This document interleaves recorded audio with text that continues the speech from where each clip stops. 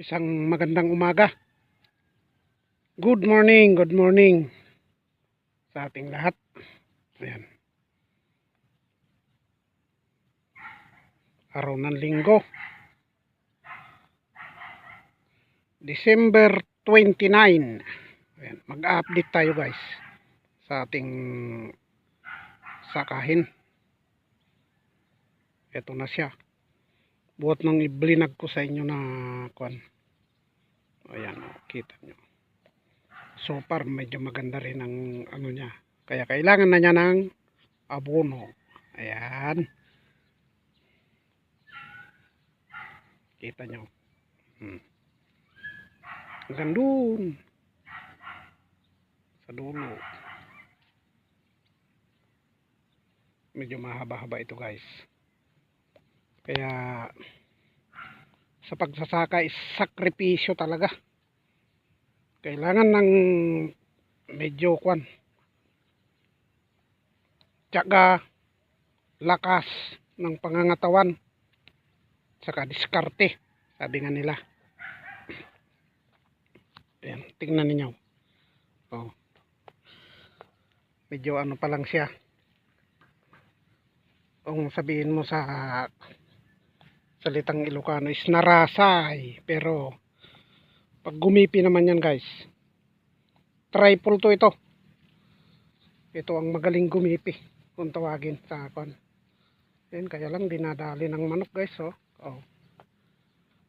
Minamanok. Ano kayang solusyon dito para hindi ganito ang nangyayari dito. Ayan, siya nga pala, hindi na ako nag-i-intro sa mga vlog ko. Kaya siguro medyo mababa pa ang views ko. Pero sana kahit ganyan tangkilikin ninyo yung ating video vlog na yan na-upload ko guys.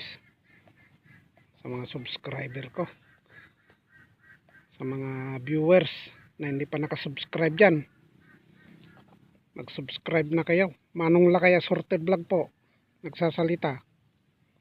Hindi ko kasi nga pala guys, makwento ko, hindi ko gaanong pinapakitang mukha ko pagdating sa vlog, pero sa boses siguro nabubusisan na ninyo ako dahil kung palagi kang nanonood sa aking video, alam mo ang boses ko. Ayan, ganyan. May paganon pa. Medyo masamang ano natin. Naulanan kasi ako. Ayan. Tingnan ninyo. Oh. Ito pag-update ko na ito is yung aking amo. Sabi niya, ako na ang magbahalang mag-abono. Baka sipagin ako mamayang hapon, sabi niya. Dahil linggo ngayon, may ganap sila sa kapilya.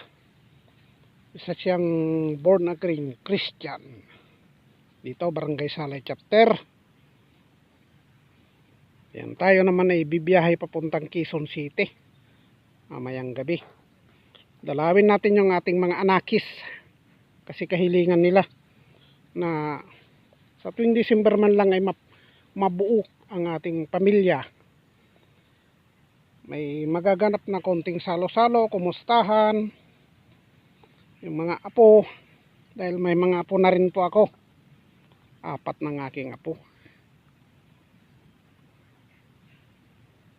Ayan, may edad na si Manong Lakay. I was already 65 years old this coming year, March 17, yan ang birthday ko. Totally 65 na tayo. Yan. Pero sa hamon ng buhay at saka sa trabaho, hindi pa naman tayo pahuli. Dahil iningatan natin ang ating sarili. Manginginom din tayo, naninigarilyo, kaya lang noong 40 years old na ako, tinigil ko na. Ito ang kinalabasan, maganda pa rin ang pangangatawan. Medyo chubby tayo. Medyo mabigat ng katawan. Pinipilit kong mag-diet, pero pag masarap ang ulam, napapakain ng marami. Kaya ayan o, nakwento ko lang yun.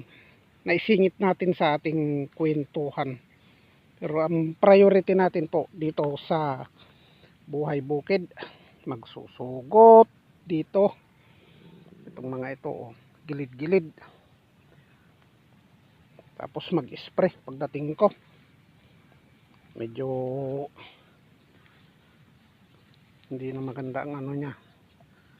Wala pa naman nakikitang ano, steam borer dito.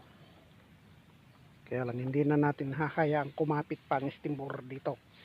Dahil pag kumapit ang steam borer dito guys, mahirap nang puksain yan. Yan. Yan. Samahan ninyo akong puntahan pa yung dako pa roon. Hanggang sa mga lahati tayo. Tignan natin kung ano na ang latest development ng ating tanim. Ating sabog, ayan, malalaki na. Totally, pwede nang magsugot kung tutuusin. Ang problema, hindi pa natin maharap dahil may lakad tayong importante guys. Ayan, pagdating na lang mga A4 siguro. Malalaki na eh. Oh. Lalo na pag naabunuhan ito. Sigurado yan. Biglang salto yan. Yan, ito ang bagong bukid ni Manong Lakay. Pero hindi po atin ito. Nakikibukid lang tayo. Ayan, may mga susugutan pa konti-konti. Oh. Kinain ng ano, kalapati. Tapos may bumabanat na daga. Paisa-isa. Tapos manok ang kalaban. Ayan. Sana maganda ang kalalabasan nito pagdating sa umani. Pag naggipi yan guys, yan makikita. Parang hindi nagbabago ito dahil araw-araw kong pinupuntahan. Kaya lang siguro pag matagal akong hindi pumunta dito, yan makikita ko ang pagbabago.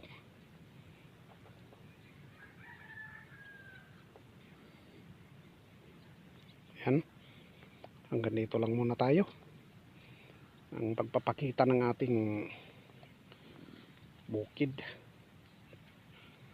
Yan lang po ang aking maibibigay sa ngayon sa ating update sa ating ano, bukid.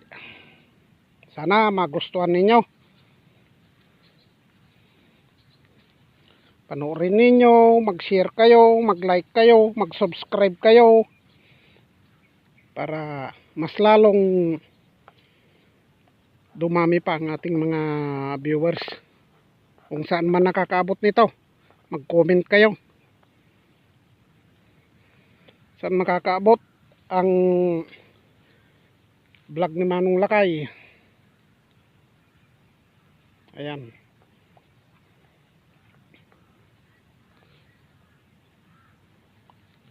Sa mga vlog po na ibang ano, yung ang ano, makwento ko lang po. Ang vlog natin kasi is yung makatotohanan lang. Hindi tayo nagba-vlog ng mga yung mga prank na vlog. Kasi marami pong nadidisgrasya sa ganyan. Yung bagong tao na kunwari tinutukan niya ng kutsilyo, ay marunong pala sa karate. Binira niya tapos sabay tusok sa kanya ang kutsilyo niya. Yun nadadali ang isang prank na sinasabi nila. Maraming ganyan, kaya hindi natin ginagawa yan. Sa atin po is yung makatotohanan lang, yung kapupulutan ng aral.